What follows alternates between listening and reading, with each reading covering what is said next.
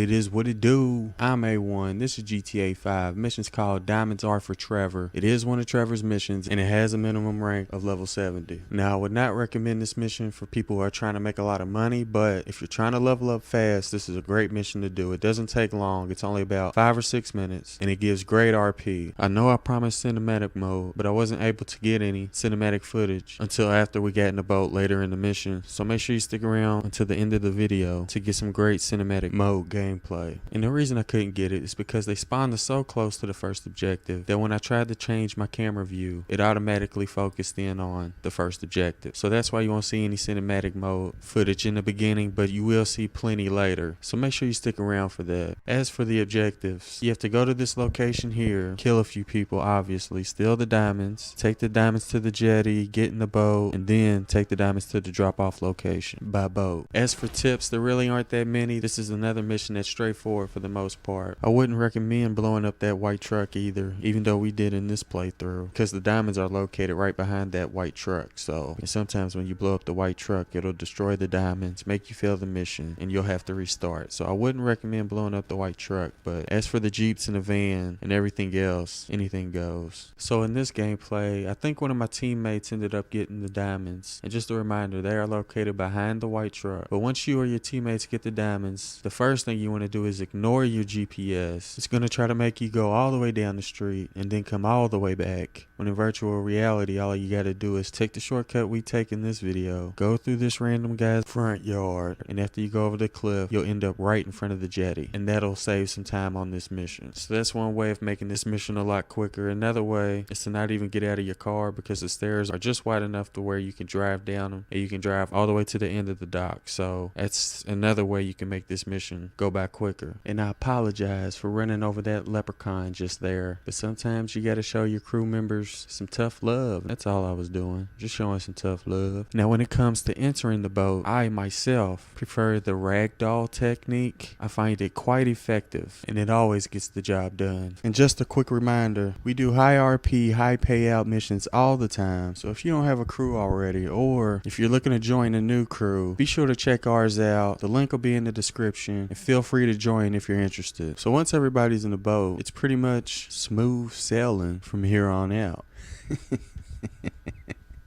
I'm sorry guys, I love terrible puns. Now there will be an enemy helicopter, and there might be an enemy boat, maybe two, on your way to the drop-off location. And there's a couple different ways to go about killing those enemies. Now in this playthrough, I know my leprechaun teammate has a minigun, so I didn't bother to stop once the enemy helicopter got close, because I know it's easy to take down a helicopter by yourself if you have a minigun. But if she didn't have a minigun, or if your teammate doesn't have a minigun, you want to make sure that you stop the boat, get out of the driver's seat, and help them shoot down the helicopter. Now you don't have to take out the enemy boats, you can just drive past them, but you want to make sure that you take the helicopter out, because if you don't, it will eventually kill everybody on the boat. So if they have a minigun, don't worry about stopping the boat, because you can take down a helicopter by yourself with a minigun. But if they don't have a minigun, you want to make sure that you stop and help them take down that helicopter. And if you are the one that's shooting down the helicopter, make sure you stand towards the front of the boat, because in my experience, when you stand towards the back of the boat and you're bouncing up and down because of the waves, you have a tendency to fall off the boat. So if you're gonna stand up in the boat like the leprechaun did, make sure you stand towards the front in order to avoid falling off. Now if you haven't noticed, the entire time we've been in the boat, I've been using cinematic mode. I definitely love the different points of view that it gives, and honestly I haven't seen cinematic mode being used much in mission gameplay, so I'm gonna continue uploading missions using cinematic mode whenever possible. But if you plan on trying to use cinematic mode, I highly suggest you do it while you're a passenger. And the reason I say that is because it's a lot tougher to drive in cinematic mode, because it doesn't always give you a good point of view as to what's in front of you. Now it is easier to use cinematic mode when you're driving a boat, because the only thing you have to watch out for is rocks for the most part. And the same thing goes for aerial vehicles. There's not really a whole lot of traffic in the air, so cinematic mode is easy to use if you're flying an airplane or a helicopter as well. And again, cinematic mode can only be used when you're in a vehicle. You can't use it when you're on foot. But when you're driving a car, it's definitely a lot harder to do without crashing all the time. So if you want to use cinematic mode, I suggest you use it only if you're a passenger. Also, be expecting more cinematic mode gameplays on this channel. And quickly before I go, I just want to give a quick shout out to everybody who helped: Cthulhu, Golden DNA, and Martin Avalos. Big shout out to them for helping out with this mission. Anyways, these are the methods I use for Diamonds Are for Trevor. Again, it doesn't pay out that much, but it does give great RP. So it's another great mission to do if you want to level up. And if you enjoyed the video or found it useful, don't forget to hit that like button. Subscribe to become a part of my YouTube crew. And as always, thanks for watching.